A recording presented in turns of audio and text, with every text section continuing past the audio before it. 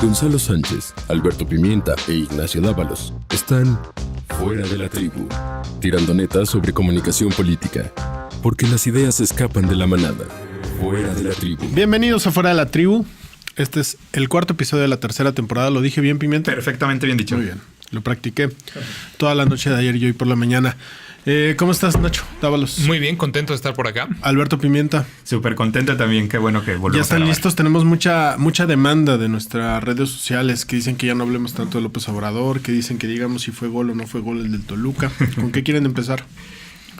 Pues si quieren. Con lo inevitable, me parece que lo que pasó el fin de semana es una tragedia nacional y tiene muchísima tela de dónde cortar para el análisis político, pero en este caso para el tema de comunicación. Fue el Estado, Pimienta. No creo que haya sido el Estado, no creo que nadie lo diga con seriedad que fue el Estado. Definitivamente hay responsabilidad en el Estado en proteger la vida de sus civiles. Cuando el Estado no es capaz de hacer esta protección, creo que el Estado no está cumpliendo con su responsabilidad. No creo que sea de culpas tampoco, creo que sí es de responsabilidades. Nos habla de la necesidad de tener fuerzas de seguridad y fuerzas de seguridad mejor capacitadas. Creo que se vio y fue evidente que ni las fuerzas locales, ni las fuerzas estatales, ni las fuerzas federales supieron qué hacer en el momento ante 800 personas que estaban bañándose literal en gasolina. No supieron cómo actuar, no lograron evitar una tragedia y ahí están los resultados. 96 personas muertas. 46, en lo que va la cuenta, ¿no? 93 personas muertas, 46 heridas en esta tragedia. Y el periódico El País de España decía que esto era como una fiesta, es decir, que había una suerte de festín en torno a la gasolina y estas 800 personas pues estaban ahí un poco celebrando la abundancia de gasolina que terminó en tragedia, Nacho. Es una cosa que parecía casi como una película, Gonzalo Pimienta.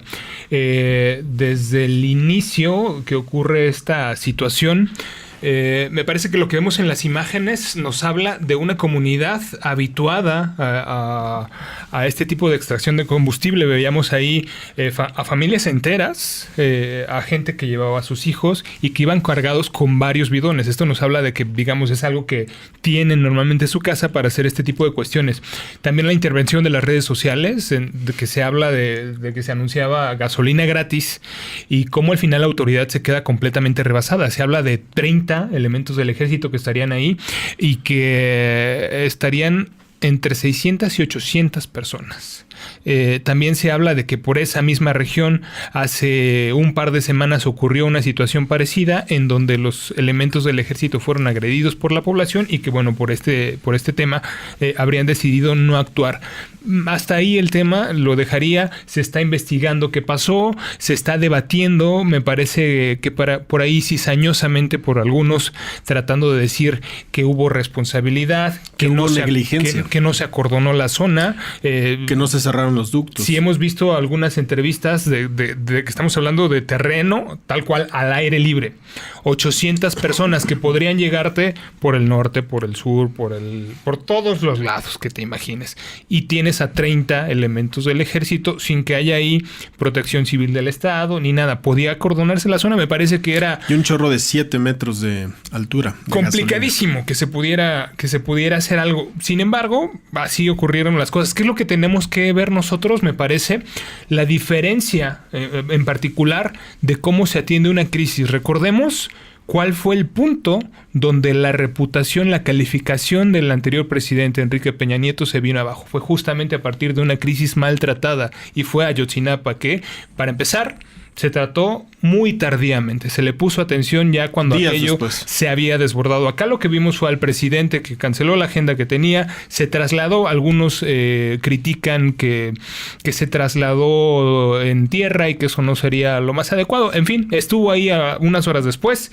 El sábado siguiente hubo rueda de prensa extraordinaria a las 7 de la mañana, luego otra vez en la tarde, luego el domingo por la mañana una vez más, luego el domingo por la tarde-noche noche. Es decir, aquí lo que resaltaría es que por parte del gobierno siempre ha estado con el manejo de la información que se ha difundido, y esto de alguna manera ha evitado que la desinformación que trata de poner por ahí algunos actores políticos haya hecho mella. Tengo otros apuntes, pero hasta ahí la dejaría por ahora. ¿Se ha manejado bien la crisis, Pimienta? A ver, yo sí diferiría un poco de Nacho, porque me parece que no podemos comparar peras y manzanas. O sea, la crisis de Ayotzinapa no tiene relación con esta otra crisis. Ahí primero, sí fue el Estado. Tampoco, o sea, a ver, hay que separar las dos cosas, pero me parece que este es el tema nacional, o sea, el tema del huachicoleo era el tema nacional. Ante la dimensión de la tragedia no había forma de que el presidente, en un tema que él ha puesto en la agenda, se pudiera excluir de ello. En el tema de Ayotzinapa sí se actuó tarde, y sabemos todas las repercusiones que tuvo, pero creo que no se pueden comparar. ¿Y el narcotráfico y la violencia andan en un tema nacional en ese momento? No, pero no es lo mismo. En realidad, la causa histórica de por qué sucedió lo que sucedió todavía no está determinada, ¿no? Sigue habiendo teorías y no sabemos, no hay verdad. Acá es evidente lo que estaba sucediendo, y creo que, para regresarlo a temas de comunicación, yo creo que sí hay una deficiencia de comunicación en el equipo de Andrés Manuel, porque sí, recordemos... En el equipo, ¿no? Los voceros, digamos. Y en general en la estrategia de comunicación de Andrés Manuel, porque recordemos que el 12 de enero sucedió una toma muy similar en Acambay, en el Estado de México, donde el presidente lo clasificó de travesuras, ¿no? O sea, hizo un llamado para que las personas, sí, de que eran traviesos, para que las personas no cayeran en el juego de los guachicoleros, etcétera, pero no se puso el énfasis donde debería estar, en la bestialidad que es ir a acercarte a un ducto abierto de un combustible que a todas luces puede generar una tragedia cuando hay tantas personas involucradas. No se puso el énfasis en eso, se le trató muy someramente, se le trató como de, pobrecitas las personas, es por necesidad, se vieron engañadas. Me parece que ahí está la falla. Cuando permites a Acambay, haces y posibilitas esta tragedia. Y entonces, pues ya tenemos estas circunstancias, y al final esta tragedia lo que va a hacer también va a servir como una especie de ejemplo para que no se sigan dando esta clase de conglomeraciones de personas. ¿Cuál sería entonces, si hay participación desde tu punto de vista del gobierno en esto, alguna participación indirecta? No es participación, o sea, no, yo no creo que ellos lo hayan hecho, ni siquiera que... ¿O alguna omisión? Me parece que no han comunicado de la forma correcta, que no lo hicieron a tiempo. Ahora ya han cambiado la comunicación para resaltar que es un tema también de seguridad, es decir, que si te expones a un combustible puedes quemarte. Eso se debe haber hecho desde el principio, y creo que se ha mejorado. Sí hay una evolución, sí, y creo que también no hubo capacidad para atender la demanda, y eso es una responsabilidad del Estado. Sí lo es. Yo no estoy diciendo que vayamos a enjuiciar a nadie. Lo que tenemos que hacer es generar las condiciones para que esto ya no vuelva a suceder. ¿Será la Guardia Nacional? Yo no creo que sea la Guardia Nacional la solución para esta clase de cosas. Tampoco ellos están capacitados, pero tenemos un sistema de protección civil que siempre ha dado la batalla, y me parece que eso es lo que tenemos que empezar a preocuparnos, que la seguridad no solamente es el tema del combate al narcotráfico, sino que es un montón de variables más que todas se deben de atender. ¿Qué decir, Gonzalo, de la crisis y cómo la ha manejado el gobierno federal? Es que yo no traía cero ganas de pelear hoy con Pimienta, cero ganas, pero no me va a dejar opción. Yo creo que la crisis ha sido comunicacionalmente hablando muy bien manejada. Creo que el presidente ha dado, desde el momento en que sucedieron los hechos hasta ahora, si la cuenta no me falla, han sido 8 ruedas de prensa. En 8 ruedas de prensa se ha vertido información de todo tipo, alguna más detallada que otra. Creo que estas voces que dicen, bueno, el ejército no pudo contener, el ejército no pudo disuadir a las personas de estar robando este combustible. Vaya, ayer escuché una barbaridad. Leo Zuckerman decía que debieron de haber aventado balas al aire. Imagínate, con una ahí está grabado, no se lo estoy inventando. Métanse a YouTube y véanlo, lo dice literal. Que si hubieran querido contener, hubieran tenido que lanzar balas al aire. De ese tamaño, ya no sé si la ignorancia o esta nubarrón que de repente les aparece ante este tipo de circunstancias, que es un nubarrón ideológico. No me cansaré de repetirlo. En este paréntesis, también hablar de, por ejemplo, escuché a Jorge Castañeda decir, tratando ahí de sembrar, no, es que quizá no estaban robando, quizá era gente que ya estaba desesperada de que no tiene gasolina y no estaban robando, no era para venderla, era porque no tienen dónde conseguirla y fueron a este. Me parece que sí hay ciertos comentócratas que tratan de aderezar el tema tan artificialmente que terminan perdiendo completamente el punto que están tratando de Bueno, Nacho, criticaron al presidente porque llegó por tierra y no llegó en una nave, en algún helicóptero del ejército, del gobierno federal, que porque pues era una emergencia, entonces tuvo que haber llegado por aire, ¿no? Y curiosamente, Nacho, lo comentan quienes se beneficiaron de ese tipo de naves. O sea, pues claro, si el presidente no la usa, seguramente tampoco se las van a prestar, así ¿verdad? Ese pero es el bueno, problema. Pero eso es lo que está de fondo, no se dejen engañar, eso es lo que está de fondo, aunque Pimienta se enoje. Creo que fue una buena gestión de la crisis, creo que lo ha hecho muy bien el gobierno de López Obrador. La verdad es que este tipo de cuestiones marcan, como bien lo comentabas, Nacho, y yo también coincido en que no es equiparable quizá estrictamente a Ayotzinapa y lo que pasó en Hidalgo. Sin embargo, sí en la cuestión de una crisis de comunicación que si hubiese estado mal manejada, y vaya que tiene reactivos López Obrador, muchos más de los que tenía en su momento Enrique Peña Nieto, en este momento lo estarían poco menos que crucificando. Sí, nada más yo en este ambiente de paz y armonía que estamos generando, quiero aclarar que yo no digo que después de los hechos se haya comunicado mal. Yo concuerdo contigo. Yo veía a los secretarios de Estado más cansados que Andrés Manuel. La gestión de la crisis. Me parece que la gestión fue adecuada, pero lo que posibilita la crisis es también una responsabilidad de una falta de comunicación adecuada, asertiva, acerca de los riesgos que tiene la extracción ilegal de combustibles. Me parece que eso en una estrategia en contra de el huachicol, pues también tenía que haberse considerado previamente. Ahí es donde está mi diferencia. Yo creo que la gestión de la crisis, bien, lo previo, no tan bien. Hay un punto que a mí me gustaría que abordáramos porque me ha sorprendido sobremanera.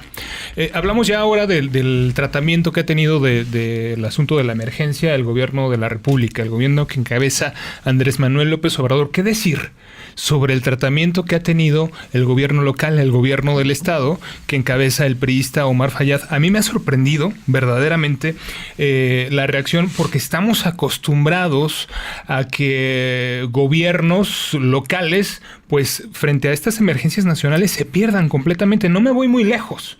Y no me voy a un tema como Ayotzinapa, en donde sí podríamos hablar de temas políticos, el crimen organizado, la narcoviolencia. No, me voy a un tema también de fenómenos naturales. Pensemos en el terremoto de la Ciudad de México de 2017. ¿Alguien recuerda dónde estaba el gobernador, el jefe de gobierno, Mancera, cuando ocurrió esta emergencia nacional? Encerrado en su C5. No salía de ahí. No sale de ahí. Vamos, fue un binomio en donde se oscureció la reacción del gobierno local, y entonces pudo brillar por algunos momentos, por algunos días, la reacción que tuvo en ese momento el presidente Enrique Peña Nieto, porque él en efecto se veía que estaba atendiendo los estados del sur y la emergencia en la Ciudad de México, es decir, se le veía presente.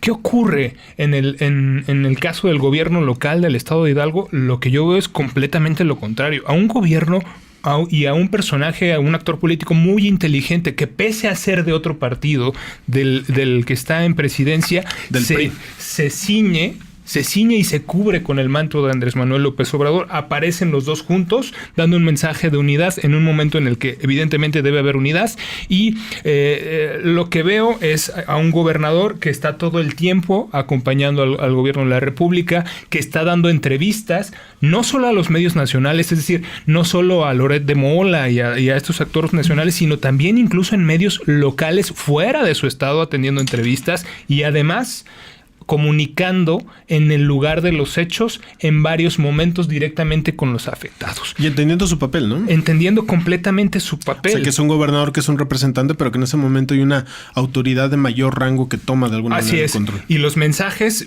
muy atinados, y me gustaría incluso destacar cómo sistemáticamente a los podescuchas los invitaría a visitar el Twitter del gobernador Omar Fayad y ver, por ejemplo, que en este momento la foto de perfil es un moño negro, ver los mensajes, las fotografías que están ahí publicadas, es decir, el gobernador muy bien, pero su equipo se ve que hay ahí empaque trabajando. Se ve un equipo de comunicación. E incluso los invitaría a que hagan el ejercicio de ingresar a la página del gobierno de Hidalgo. Es www.hidalgo.gov.mx. Este punto, para los amigos, sabemos que hay varios DIRCOM que nos siguen en algunos municipios y en algunos estados, y esta es una experiencia de verdad para aprender. Bueno, ya hablamos de Mancera y que ni siquiera estuvo presente. Imagínense cómo estaba la página, sus comunicaciones en redes sociales, etcétera. Era prácticamente como si no hubiera pasado nada.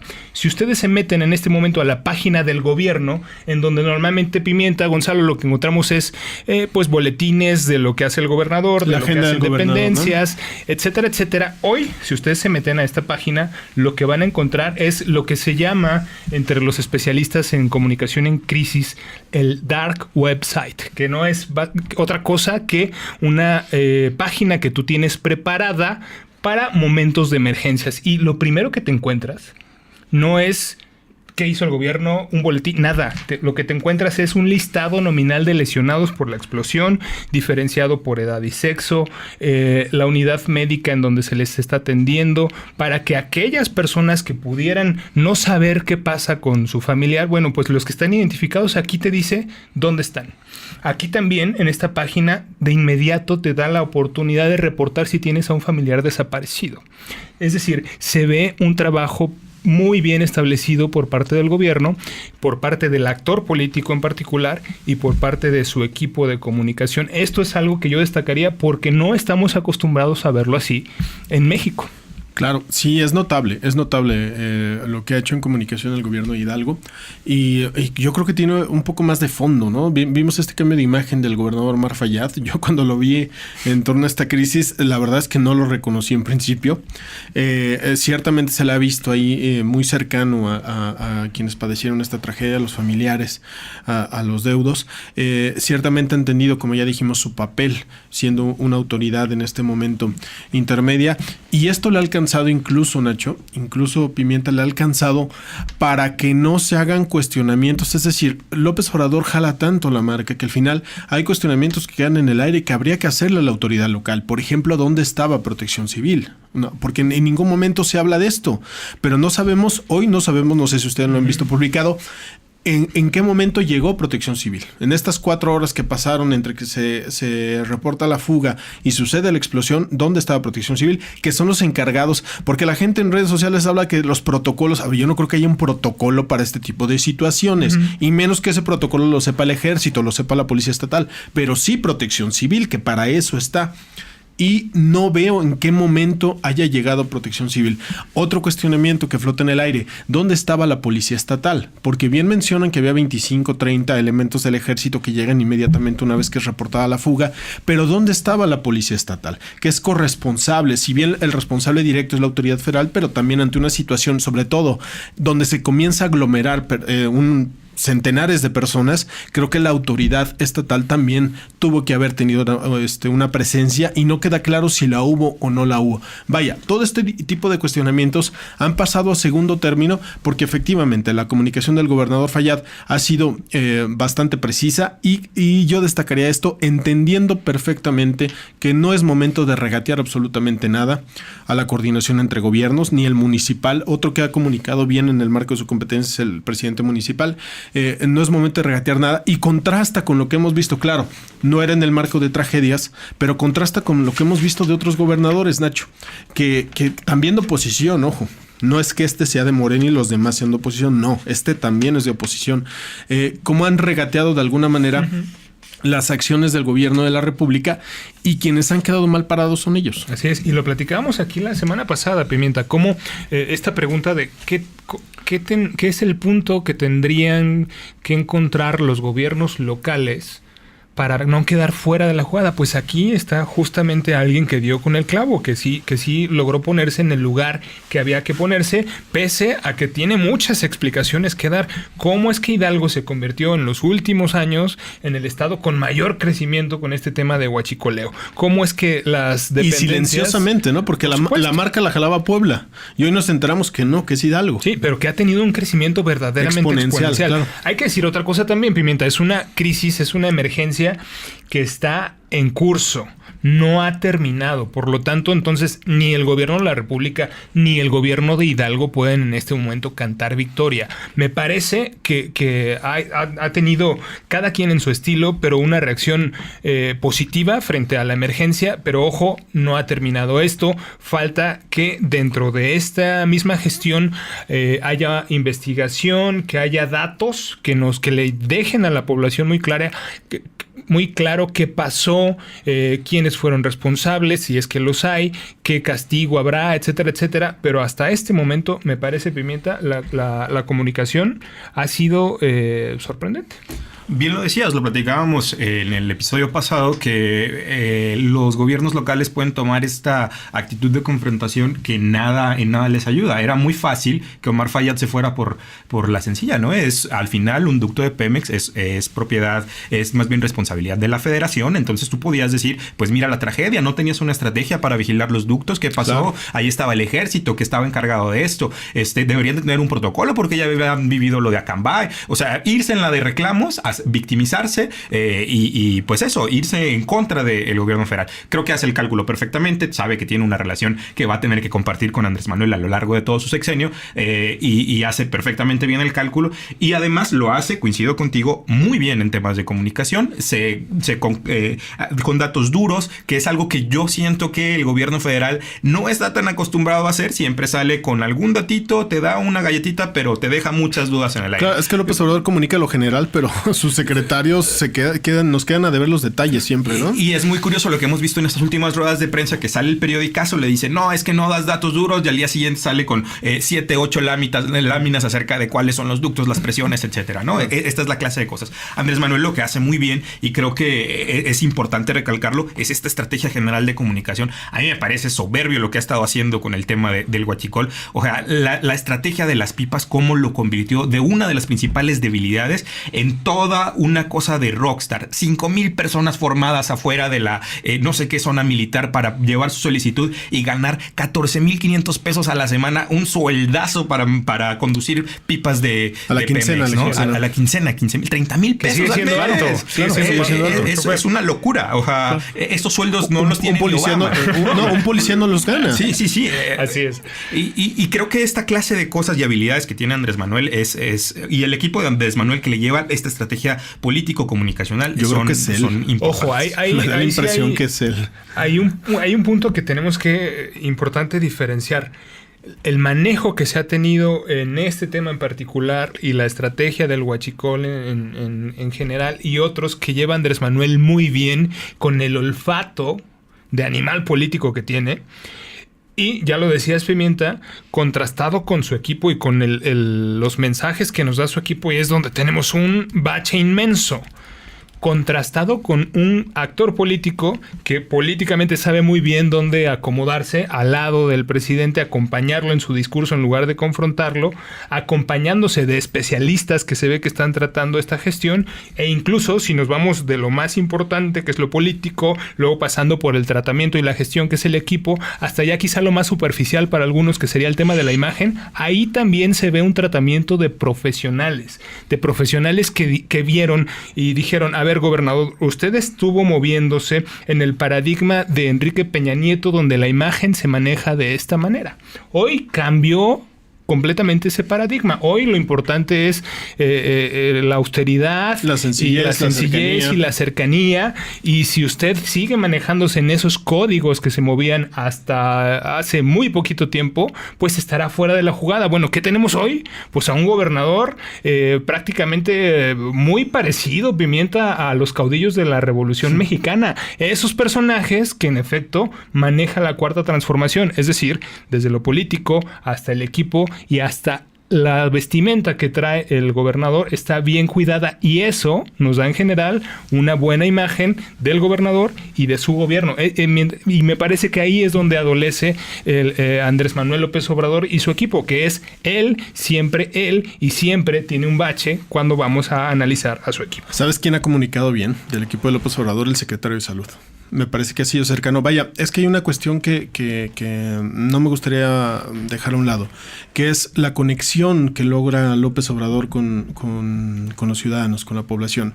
Esta conexión donde realmente le crees que está preocupado, en donde realmente le crees que está dolido de lo sucedido, en donde realmente le crees que toma esto como una afrenta al Estado mexicano, en donde realmente ves que está vibrando en la sintonía en la que lo hace la población, particularmente la de Hidalgo. Creo que Omar Fayad logra también esta parte, y otro de los que lo logra también me parece muy bien es el secretario de Salud, que sí ha dado detalles, que sí ha tenido la numeralia precisa de la gente, cómo se va atendiendo, en qué hospitales se ha trasladado, cuál es su estado de salud.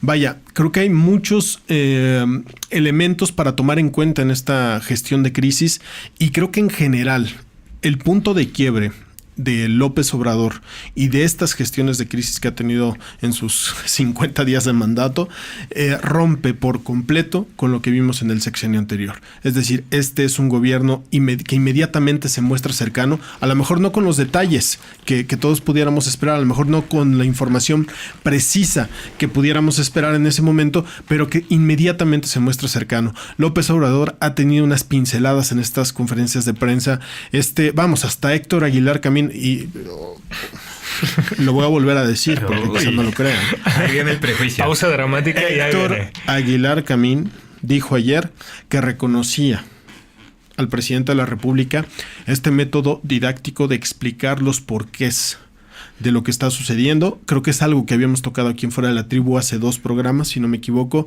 Esta capacidad que tiene López Obrador de explicar didácticamente los porqués, las motivaciones detrás de su acción.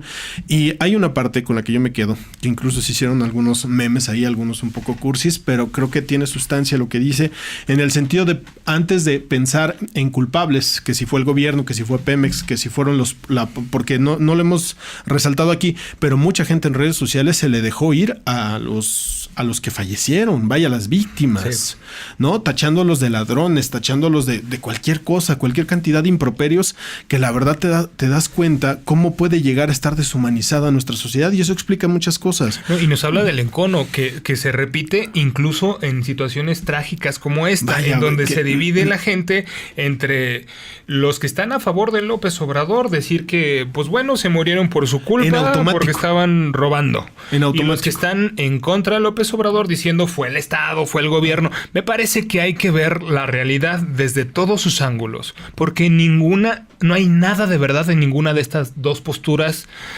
ideologizadas sobremanera. Y López Obrador decía, Nacho, que me parece que hay que destacarlo, que desde hace 30 años México vive una situación de mediano abandono, en donde habló del modelo, entiendo que eso es parte de su propaganda, vaya, la dejo a un lado, pero que en donde en 30 años no ha habido un bienestar, no ha habido un crecimiento, no ha habido una generación de empleo sostenida que permita generar condiciones mínimas y oportunidades mínimas a toda la población. Y que esto ha devenido en un deterioro del tejido social. No lo dice con estas palabras, pero al final lo que trata de transmitir es esto.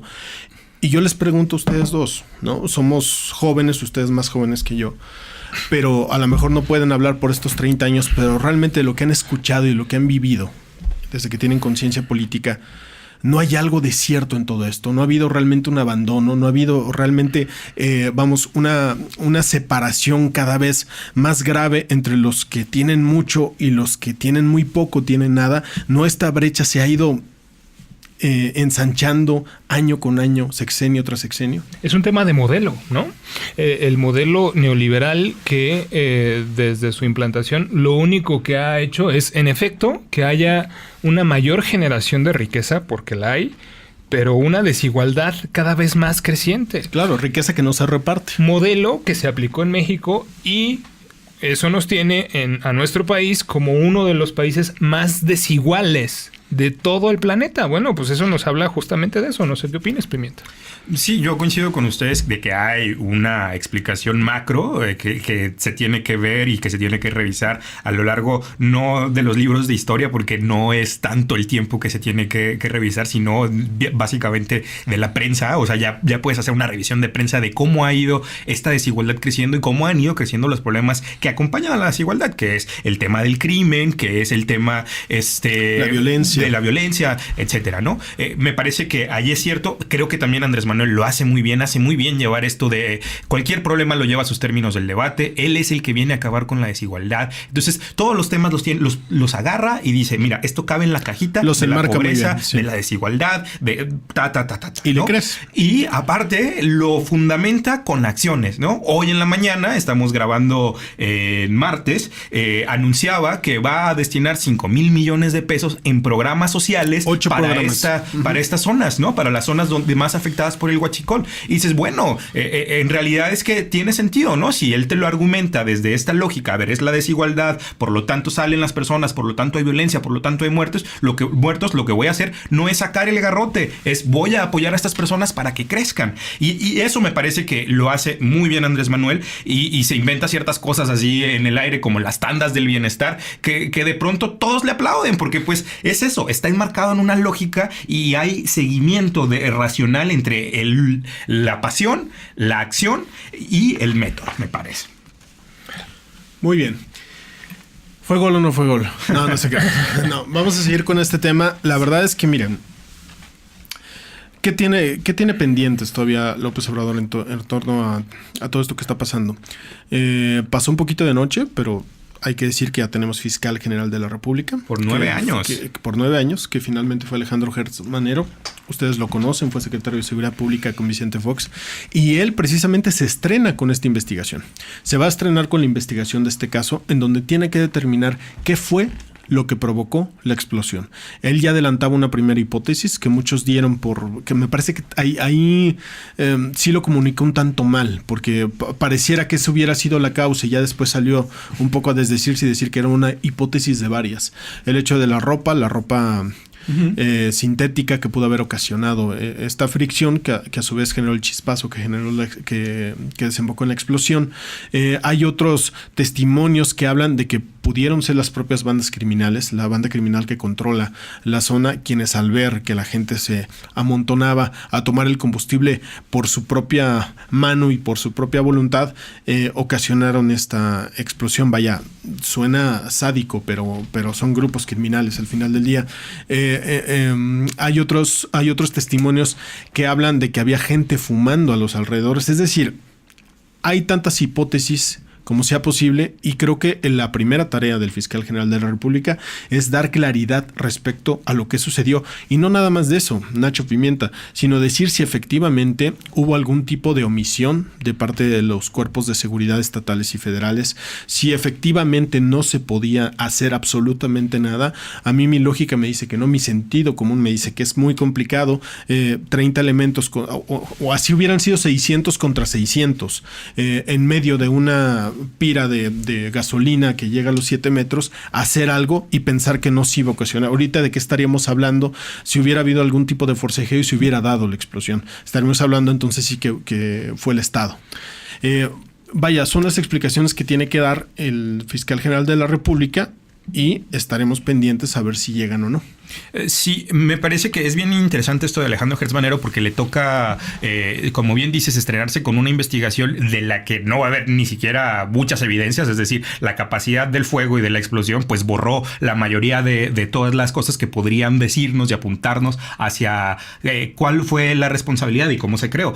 Pero lo que sí creo que puede hacer es generar una línea del tiempo un poco más clara de la que tenemos. Hoy no sabemos por qué al principio la toma de gasolina de donde estaban sacando los bidones era de cierta altura al principio y después alcanzó alturas de no sé cuántos metros. O sea, tenemos que saber qué fue lo que pasó. También tenemos que saber cuál fue la responsabilidad de los distintos mandos. Yo no sé, me imagino que debe de haber alguna cosa que Protección Civil pueda echarle a la gasolina para que disminuyan los niveles de explosividad. Algo debe de haber que sea factible hacer. Me parece que Hidalgo, por ejemplo, tiene esta veta de refinerías, por lo tanto, saben qué hacer con estos temas, y yo creo que sí debe de haber alguna cosa que se pudo haber hecho. Esto de decir, es que no pudimos hacer nada, me parece de entrada ya decir que el Estado, pues, ¿para qué lo tenemos, no? O sea, si el Estado no puede hacer, me parece que ahí ya no tiene sentido el Estado, ¿para qué pagamos impuestos? Vivamos en la anarquía. Entonces, creo que sí tiene que explicar muchas cosas y ahí se va a probar, es la prueba de fuego, más que tener mano dura contra los delincuentes, esta cosa de, a ver, si van a investigar los delitos, pues chale, había 800 personas cometiendo un delito, grabados, robando gasolina, eso es un delito, y según las modificaciones que quieren hacer, lo quieren volver un delito que tenga prisión oficiosa. Entonces, ya quiero ver qué pasa con esta clase de cosas, con estos temas de legalidad que se tendrán que afrontar en algún momento. Pero se debe de criminalizar a las personas que estaban haciendo esto, porque digo, algunas murieron, pero muchas más quedaron vivas. Yo no sé si se va a criminalizar. Mi punto sería, ¿había un delito cometiéndose? Pues había un delito que se estaba cometiendo. Hay testimonios de que se estaban llevando la gasolina de una instalación federal. Hay testimonios, hay videos. O sea, es un delito. Entonces, ¿se va a perseguir o no se va a perseguir? Desde mi punto de vista, el Estado no debería perseguirlo ante la situación, pero pues es un dilema legal que pues tendrá que responder Alejandro Gertz Manero como procurador. Y la otra cuestión, Nacho, que no se ha dicho, o sea, se mencionó grosso modo, lo dijo Durazo, pero no, al menos no tengo registro de que ya se hubiera profundizado en el asunto, es esto de cuándo se cierra el ducto. Se habla de que tardaron 4 horas en cerrar el ducto. Durazo decía que son protocolos, vaya, esta palabra se ha vuelto muy famosa, que son protocolos que indican que porque la fuga en un principio no fue de la magnitud que vimos en los videos, empezó con una fuga, digamos, pequeña, y entonces el ducto se cierra únicamente cuando el nivel de gasolina que se está desperdiciando llega a un cierto grado, a un cierto nivel, valga la redundancia, y entonces se activa ese protocolo para cerrar el ducto. Esto sucedió, según el secretario de Seguridad Pública del Gobierno de México, hasta pasadas las 4 horas. Sería bueno saber con claridad cuál es ese protocolo, cuáles son estas unidades de medida, cuáles son estos parámetros que se utilizan. Creo que esto abonaría mucho en la transparencia, porque si no, pudiera parecer que hubo alguna omisión de parte de Pemex, de quien no cerró el ducto a sabiendas que estaba esta fuga. Y perdón, Nacho, a mí me parece que hay otra duda dentro de esta misma, a ver, puede ser que sí tenga que llegar a un nivel, pero había autoridades después de 2 horas ahí. Entonces, si ya había autoridades ahí, había testimonio de que había 800 personas, 600, las que ustedes quieran, llevándose la gasolina, ¿por qué no se apagó el ducto antes? Si ya había un riesgo para la población, no un riesgo de la gasolina, pues eso es lo de menos. Había un riesgo para la población. ¿Por qué no se apagó antes ese ducto? Es algo de lo que sí tiene que explicar Alejandro Gertz Manero. Hay muchas preguntas que se tienen que responder y me parece que es la prueba de fuego que va a tener Alejandro Gertz Manero como fiscal frente a este cuestionamiento que se decía del fiscal carnal. Bueno, tiene que hacer una reconstrucción de los hechos, tiene que haber una claridad perfecta respecto a este protocolo que te decía, y ya con la reconstrucción de los hechos y con una cronología perfectamente puesta en evidencia, entonces si se actuó conforme a protocolo o no, y luego entonces qué consecuencias habría para quien no hizo su trabajo a tiempo. Me parece que tuvimos el día de ayer en la rueda de prensa con Andrés Manuel López Obrador un guiño. Él hablaba de que se va a conocer toda la verdad, por más dolorosa que ésta sea. No sé si esto anticipe que pueda haber consecuencias para alguien dentro del equipo, porque lo que es un hecho es que hemos tenido versiones incluso, quizá no encontradas, pero sí que varían respecto a la hora en que se recibió un reporte y luego que después sale otro funcionario. La cronología, a decir, ¿no? Que hay versiones encontradas dentro del mismo equipo de gobierno. Luego entonces no necesariamente son mentiras, pero sí ha habido versiones distintas sobre las cuales tiene que venir la luz de la investigación a darnos claridad. Y me parece que esta es una prueba de fuego no solamente para el fiscal, sino también para el gobierno de Andrés Manuel López Obrador, que nos hable de eso, de que se conozca la verdad, por dolorosa que sea, como decía el presidente Andrés Manuel López Obrador. Y nada más para contexto, Tlahuelilpan tiene 15,000 habitantes. Es un municipio de 15,000 habitantes. Imaginen ustedes en un municipio de estas características, si no hay oportunidades, si no hay empleo, si no hay una industria que esté desarrollada ahí que pueda emplear a la población que ahí vive. Vaya, antes de criminalizar y de atacar a quienes perdieron la vida y a los familiares, creo que hay que tener un poco más conciencia y, como bien decía Pimienta, esto tiene explicaciones macro. Y un último apunte sobre este tema, porque creo que ya abundamos mucho en el tema de la gasolina. No sé si ustedes coincidan, pero yo creo que de las primeras bajas que tendrá el gabinete de Andrés Manuel López Obrador tiene que ser Octavio Romero Oropeza. O sea, me parece que Rocío Nale. Están compitiendo. A ver, yo quién creo es que el entre primero, los dos ¿no? me parece que han hecho un trabajo pésimo. Cruzamos una apuesta, Pimienta.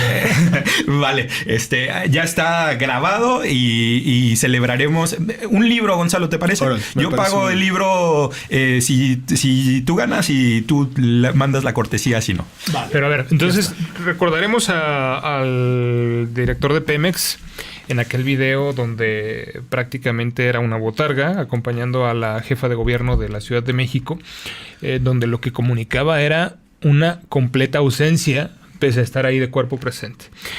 Pero tenemos su contraparte, su competencia en la Secretaría de Energía, Rocío Nale, quien cuando habla da estas declaraciones a las que uno no le encuentra mucho sentido. Recordemos aquella declaración de, oiga, ¿hasta cuándo se va a arrestar? Cuando sea necesario. Y casi le faltó agregar, y cállese usted, reportero maleducado, Preguntón. ¿no?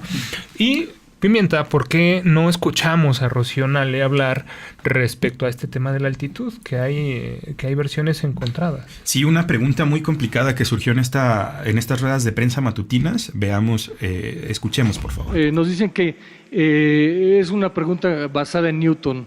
Dicen que tardó en dejar de salir combustible por un efecto, entiendo que gravitatorio. Estoy checando que la ciudad de Tula, que es donde está la llave del ducto, tiene una altitud de 2.020 metros sobre el nivel medio, sobre el nivel del mar. Y Tlahuelilpan tiene 2.043. Entonces estamos hablando que está un poco más arriba. ¿Cómo se habría dado entonces el efecto gravitatorio? A ver, es una cuestión técnica. El ducto estaba lleno y está presionado.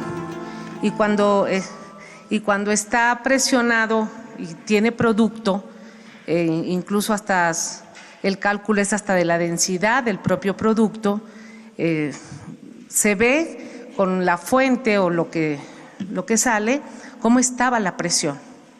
Entonces prácticamente de 2000 a 2040 pues, está casi en el mismo nivel. No hubo efecto gravitatorio, como nos decía ayer el ingeniero Romero Oropeza. Es un poco, pero estaba muy presionado, estaba lleno el ducto y es el flujo con la densidad, o sea.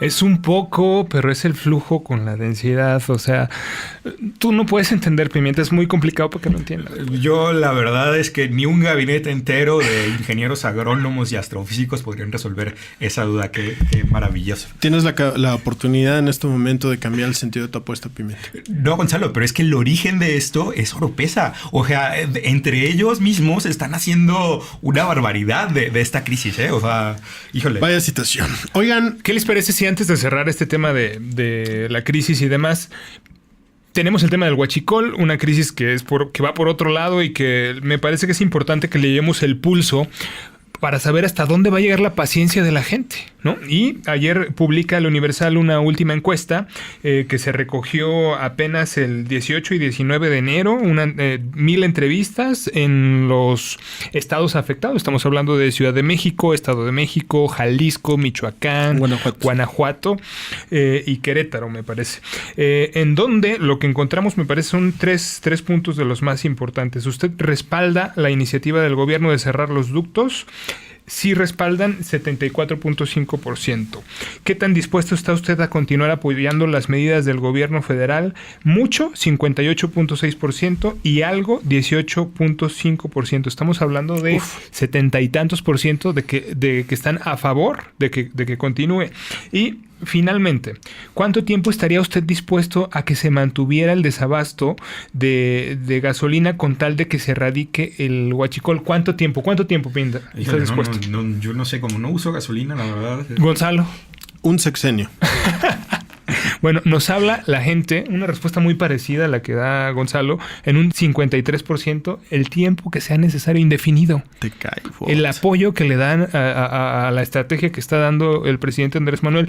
Ojo, esto se levantó el 18 y 19 de enero, es decir, previo a la crisis donde ya vimos que murieron casi 100 personas. Entonces hay que esperar a ver cómo varían estos números, pero el apoyo de la gente a la estrategia en general y a un voto prácticamente ciego para decirle al presidente el tiempo que se necesite, ahí está. Bueno, este domingo llévense esta encuesta a sus reuniones familiares, enséñenle la encuesta a sus tías que dicen que no, que nomás, que todo el mundo está en contra. Pues claro, porque hacen sus encuestas en el grupo de canasta del club. Pues, ahí no valen, ¿no? Llévenle estas encuestas para que vean que, bueno, a ver, podemos o no estar de acuerdo, pero esto es lo que opina la mayoría de mexicanos, y ante eso, pues, ¿qué hacemos?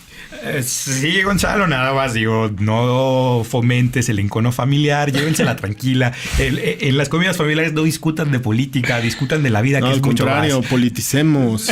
Hay que politizar, porque entonces nos involucramos en los temas públicos. No. Llevamos 44 minutos de podcast y tenemos una sentida petición de varios podescuchas de que hablemos de algo más que no sea Andrés Manuel López Obrador. Y tenemos por ahí un tuit de Oscar Samuel Herrera, un saludo Oscar, que nos pregunta: ¿el balón rebasó totalmente la línea? Se refiere él al gol anulado ante el Toluca de las Chivas, y que del cual seguramente nos tiene una opinión muy sesuda Alberto Pimienta.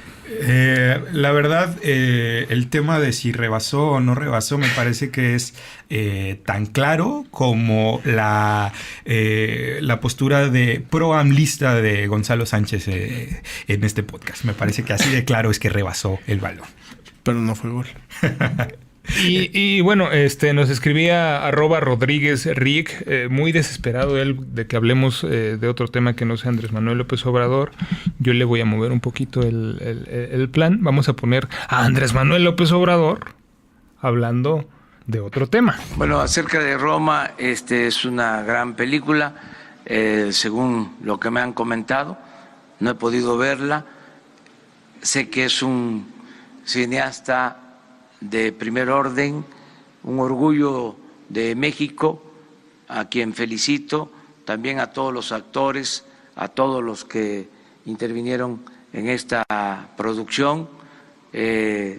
Mis felicitaciones, son muy buenas noticias, eso es lo que puedo comentar, y recomiendo pues que todos veamos la película. Y seguramente en este momento Alberto Pimienta va a renegar y a fustigar a Andrés Manuel López Obrador porque no ha visto la película de Roma. No, debo de confesar que yo tampoco la he podido ver. Entonces, pues bueno, felicidades. Si hubiera llegado en helicóptero, le hubiera quedado tiempo para ver la película de Roma. No, también en el traslado pudo haberla visto. Digo, 4 horas te avientas 2 películas tranquilamente. Pero los Jetas no tienen televisión. Todo el mundo trae su tablet. Inclusive Andrés Manuel ya debe tener una. Bien, muy bien. Lo dejamos ahí y le hacemos la promesa a Ricardo Rodrigo, seguramente se llama, de hablar de, si les parece, lo dejamos en el aire para hablar de Donald Trump a 2 años de gobierno y su estrategia de comunicación. ¿Qué tan buena ha sido? ¿Qué puntos positivos tiene? ¿Qué puntos negativos? Y demás. Yo creo que sí, vale la pena. La próxima semana, si les parece bien, platicamos entonces de Donald Trump, que efectivamente ya cumple 2 años. Y los que pensábamos que se podía caer, que pudiera venir un impeachment, pues finalmente no ha sucedido. Muchas cosas que decir de Donald Trump, no quiero adelantarme. La próxima semana le entramos al tema. Y también, Pimienta, por favor, ve Roma y ya nos platicarás, así como Andrés Manuel, que vea Roma, ya que nos platiquen su opinión. Me lo llevo de tarea. Muy bien, pues esto fue Fuera de la Tribu. Muchas gracias. Nos escuchamos la siguiente semana. Recuerden que la comunicación política es cosa seria. Saludos a todos. Hasta la próxima.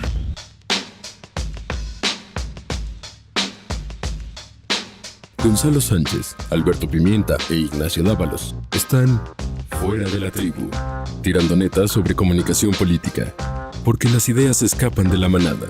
Fuera de la Tribu.